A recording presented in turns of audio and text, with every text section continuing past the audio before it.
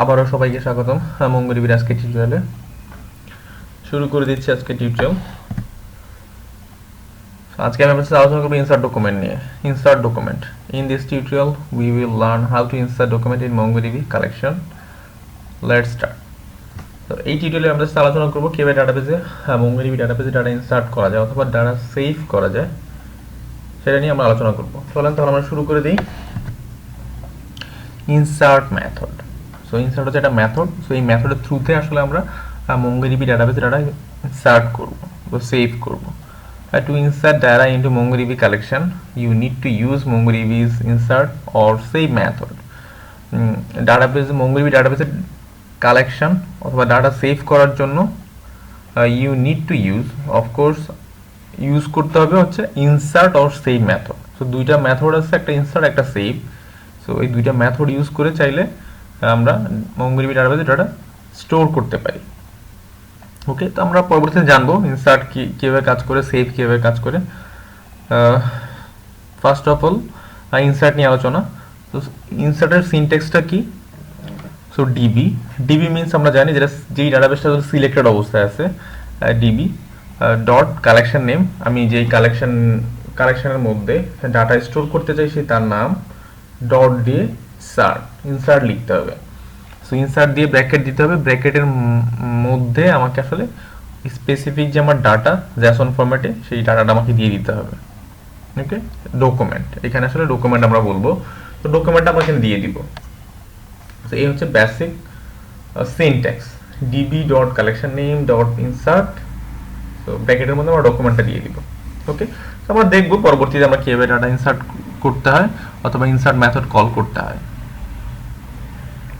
সাথেই থাকবেন। Here students is our collection name. তো এখানে একটা স্টুডেন্টস, এটা আমাদের একটা collection name as created in the previous chapter. Already আমি এরকম একটা কালেকশন কিভাবে ক্রিয়েট করতে হয় সেটা আমি প্রিভিয়াস টিউটোরিয়ালে আমি দেখিয়েছি আপনাদেরকে। If the collection does not exist in the database, then MongoDB will create this collection and then insert a document into it. এরকম হইতে পারে যে আপনি নর্মালি একটা কালেকশন সেভ করেন নাই, কালেকশন ক্রিয়েট করেন নাই, ওকে, বাট আপনি ডিরেক্টলি স্টুডেন্টস বলে DB dot students dot insert দিয়ে আপনি একটা ডাটাবেসে একটা কমান্ড এক্সিকিউট করলেন ডকুমেন্ট দিয়ে। যদি আপনার এই কালেকশনটা এক্সিস্ট না করে তাহলে এসকিউএল সার্ভারে কি হয়? যদি আপনার টেবিলই না থাকে আপনি অফকোর্স এরর আসবে, রাইট? সো এইখানে যেটা হয়, যদি আপনার এক্সিস্ট না করে তখন আসলে ওই নাম দিয়ে একটা কালেকশন ক্রিয়েট করে তারপরে আসলে ডকুমেন্টটা ইনসার্ট করে। আর যদি এক্সিস্ট করে তখন আসলে ক্রিয়েট করে না, তখন ডাটা ইনসার্ট করে দেয়। Okay, in the inserted document if we don't specify the ID parameter. So আপনি যেই ডাটাটা ইনসার্ট করবেন, সো এখানে আসলে আইডি বলে কোনো প্যারামিটার স্পেসিফাই করে দিতে হয় না।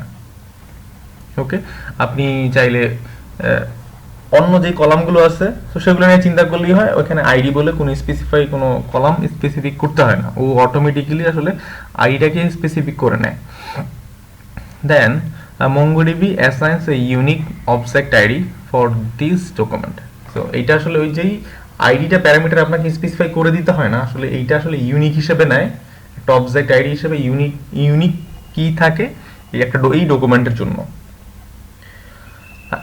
ID is 12 bytes hexadecimal number unique for every documents in a collection. এই আইডিটা আসলে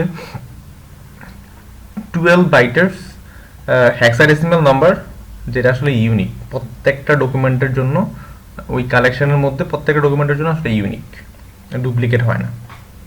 তো এটা আসলে সিস্টেম অটো জেনারেট করে। সো এটা নিয়ে আসলে আপনার হেডেক নেই, আপনি বাইরে থেকে এটা নিয়ে চিন্তা করতে হয় না।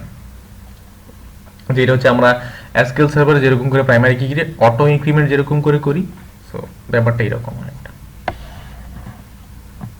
ফাইন। সো সেভ মেথড আমি অলরেডি প্রিভিয়াস স্লাইডে বলেছিলাম, ইনসার্ট মেথড দিয়েও আমরা চাইলে ডাটা স্টোর করতে পারি, আবার সেভ মেথড দিয়ে অর ছিল কিন্তু, তাহলে আমরা চাইলে সেভ মেথড ইউজ করতে পারি। Okay, to insert the document you can use. So insert করতে আপনি চাইলে সেভ মেথডও ইউজ করতে পারেন। তাহলে এটার সিনট্যাক্সটা কীরকম হবে? অলমোস্ট সেম, ডিবি তারপর কালেকশন নেম ডট সেভ। তো সেখানে ছিল ইনসার্ট, ইনসার্টের পরবর্তী সেভ। তো সেমভাবে আপনাকে ডকুমেন্ট দিতে হবে।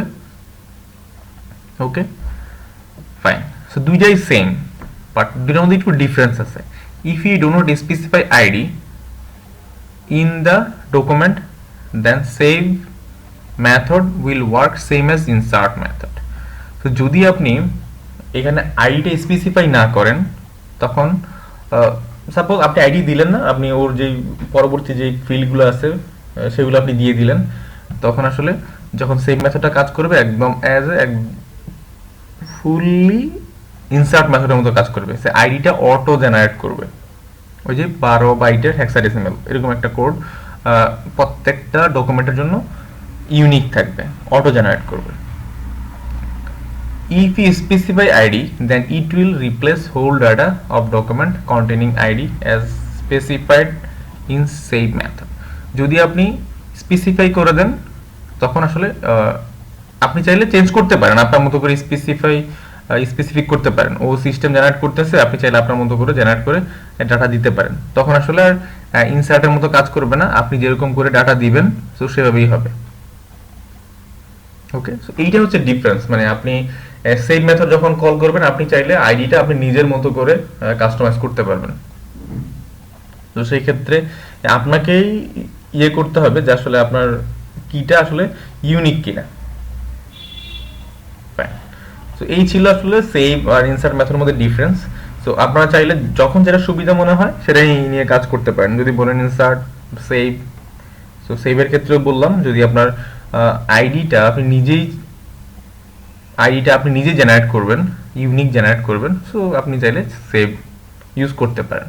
যেহেতু ইনসার্ট অটো জেনারেট করতেছে সেটাও করতে পারেন। So insert one method. So insert one method কি করে? এটা আরেকটা মেথড, নাম শুনে বোঝা যাচ্ছে, সেটাও ইনসার্ট করে ওয়ান, তার মানে একটা ইনসার্ট করে, রাইট?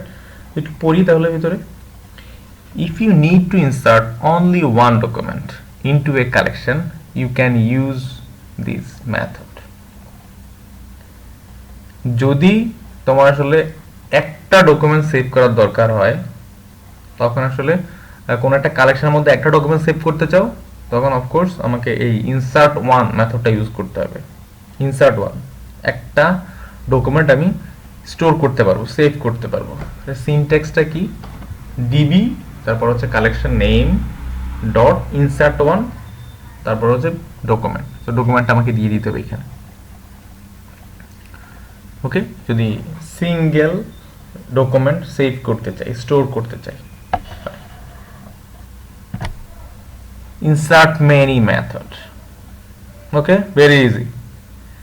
তার মানে অনেকগুলা ডকুমেন্ট আমি স্টোর করব।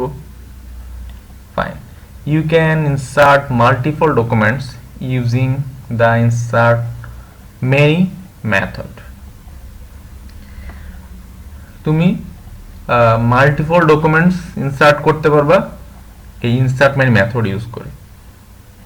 ওকে, to this method you need to pass an array of documents. তার মানে হচ্ছে কি করতে হবে? ইনসার্ট ওয়ান একটা ডকুমেন্ট সেভ করে, সো একটা ডকুমেন্ট দিতে হয়। তাহলে এখানে আমাকে কি দিতে হবে? যেহেতু অনেকগুলা ডকুমেন্ট সেভ করতে পারে, অফকোর্স আমাকে একটা অ্যারে দিতে হবে, ডকুমেন্টের অ্যারে। সেটাই বলছে। তাহলে সিনট্যাক্সটা কিরকম হবে?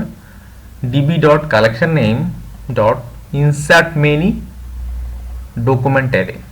ব্র্যাকেটের মধ্যে আমাকে একটা ডকুমেন্টের অ্যারে দিতে হবে। ক্লিয়ার? সো ইনসার্ট ওয়ান আর ইনসার্ট মেনির মধ্যে